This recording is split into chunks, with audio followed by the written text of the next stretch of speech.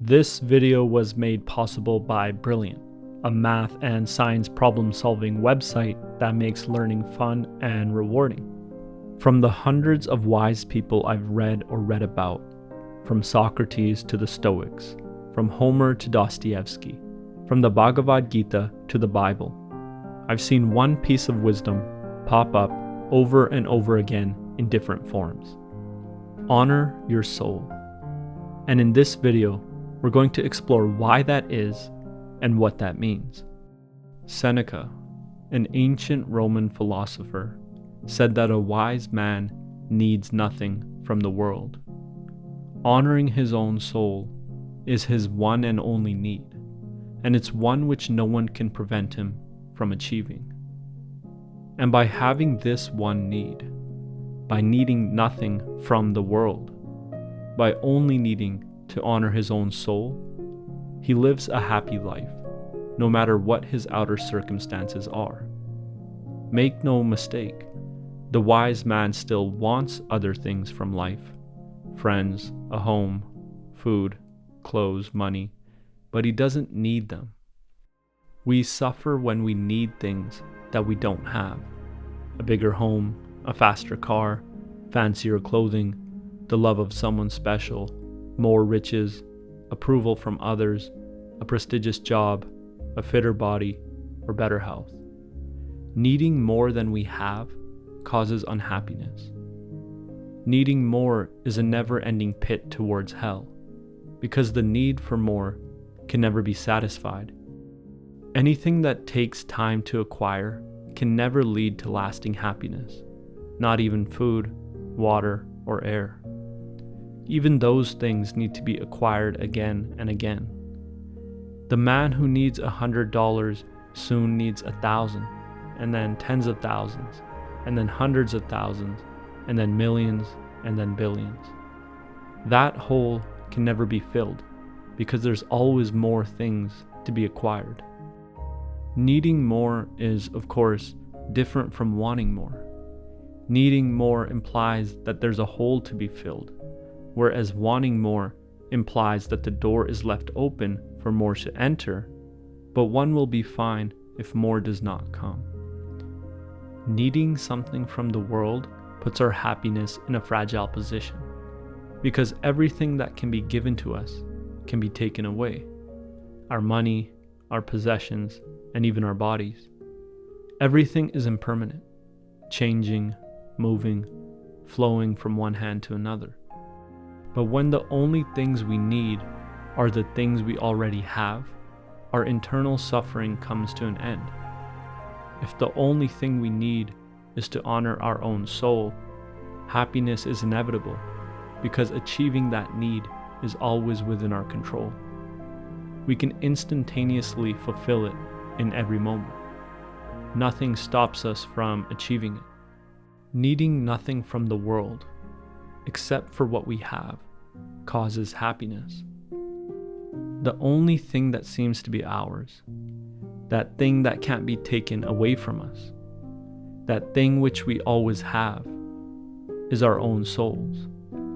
Our soul is the only thing we truly seem to own. It's the only thing that takes no time to acquire. It's the foundational essence that separates the living from the non-living, that informs who and what we are. So the wise man dedicates his life to honoring his own soul, that one thing that is his alone, that which no one can touch, take away, or express but himself. It was the first thing he brought into this world, and it'll be the last thing he carries with him on his way out. Honoring his soul is his one and only need, and because he can fulfill that need in every moment, he achieves happiness. And honoring his soul requires him to do only one thing: live in accordance with his own values. When we act on our deep internal values, we honor our soul, but when we live according to someone else's values, we dishonor our soul. And the wise man honors his soul because he understands that it is his purpose. Similar to how water is formed when hydrogen and oxygen are brought together, His soul was formed by the world when the right causes came together. The world is governed by a law of causes and effects, and his soul is the effect of a chain of causes, perhaps going back to the beginning of time itself. The whole world had to happen in a specific way to bring him about. Because of the way the past had unfolded, his birth was a necessity. And by honoring his soul, by living in accordance with his internal values, he lives out that purpose which he was born for. And honoring our souls is simple, but not easy. Socrates fully honored his soul, and it ended with his imprisonment and death sentence. Jesus honored his soul, and it ended with his crucifixion. But in both cases, honoring their souls is also what led to their greatness and legacy. They fulfilled the purpose they were born for.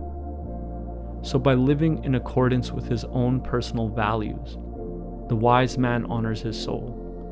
And if honoring his soul is his one and only need, he achieves happiness, because nothing but himself can stop him from fulfilling that need.